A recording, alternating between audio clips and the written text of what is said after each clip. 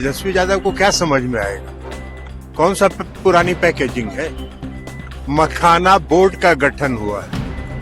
मखाना क्या जो पूरे उत्तर बिहार में बाजार नहीं है।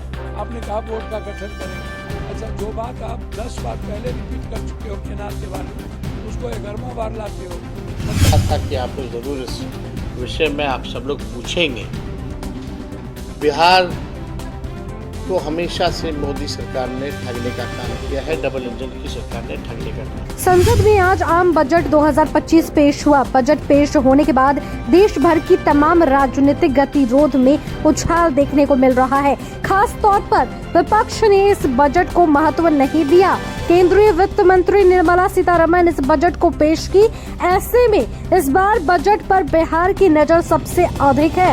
इस बार बिहार के लिए चुनावी साल है, तो वही देखने वाली बात तो बनती ही है। वित्त मंत्री निर्मला सीतारमण का पिटारा खुला तो बिहार के लिए तोहफों की बरसात होने लगी।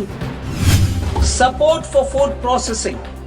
In line with our commitment towards Purvodaya, we will establish a National Institute of Food Technology, Entrepreneurship and Management in Bihar. The institute will provide a strong fillip to food processing activities in the entire eastern region. This will result in 1.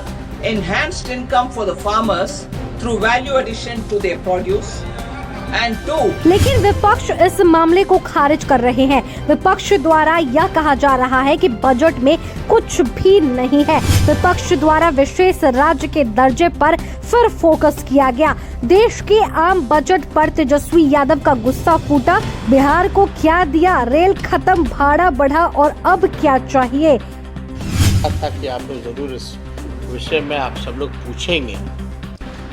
Bihar को हमेशा से मोदी सरकार ने ठगने का काम किया है। डबल इंजन की सरकार ने ठगने का काम किया है। विशेष पैकेज की बात तो कहीं नहीं। विशेष राज्य का दर्जा पता नहीं अब मिलेगा कि नहीं मिलेगा। इन्होंने तो पहले ही मना कर दिया, लेकिन चुनाव में तो बहुत ऊंची ऊंची बातें की जाती है, बड़ी बड़ी बातें की जाती है, जुमलेबाजी होती है। जो आज का बजट है, बिहार के साथ कहीं ना कहीं से खिलवाड़ किया जा रहा है, सौतेला व्यवहार किया जा रहा है। और जो पिछले बजट में जो बात आई थी,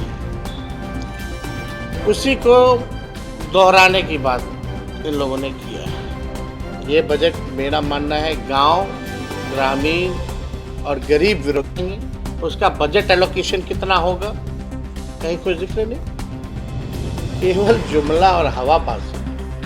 बीटा का हम लोग जब कैबिनेट थे, तभी हम लोगों ने 15 में जब सरकार में आए थे, तभी बीटा के लिए हम लोगों ने अतिरिक्त ज़मीन लैंड ऑक्यूपाइड करके हम लोगों ने अथॉरिटी को, एयरपोर्ट अथॉरिटी को दिया। वहीं पर ललन सिंह ने तेजस्वी यादव को आड़े हाथ लेते हुए कहा कि उन्हें क्या पता चलता है। साथ ही विपक्ष द्वारा लगाए गए सभी इल्जाम पर सख्ती से जवाब दिया। कि पुरानी चीज को नई पैकेजिंग में परोसा गया है। तेजस्वी यादव को क्या समझ में आएगा? कौन सा पुरानी पैकेजिंग है? मखाना बोर्ड का गठन हुआ है। मखाना क्या जो पूरे उत्तर बिहार में मखाना एक सबसे महत्वपूर्ण उत्पाद है, जिसकी आज मार्केटिंग पूरी दुनिया में हो रही है। अब मखाना के को विकसित करने के लिए, उसके वैल्यू एडिशन के लिए, उसके माने एक्सपोर्ट को बढ़ाने के लिए मखाना बोर्ड का गठन हुआ। ये पुराना पैकेजिंग है। अब उनको क्या समझ में आएगा पुराना packaging? Green field airport Patna और बिहटा एयरपोर्ट के अलावा ग्रीन फील्ड एयरपोर्ट की घोषणा हुई। ये पुराना पैकेज है। IIT का जो बन गया। बजट 2025 पर पूर्णिया के सांसद पप्पू यादव की भी प्रतिक्रिया सामने आई है। उन्होंने एनडीए सरकार पर सवाल भी उठाया। पप्पू यादव ने कहा कि बजट में कोई नई बात नहीं है। जहां आपने 12 लाख तक की आय वालों को टैक्स में छूट दी, तो यहां आपने 25 लाख आय वालों पर 30 से 40 टैक्स बढ़ा दिए।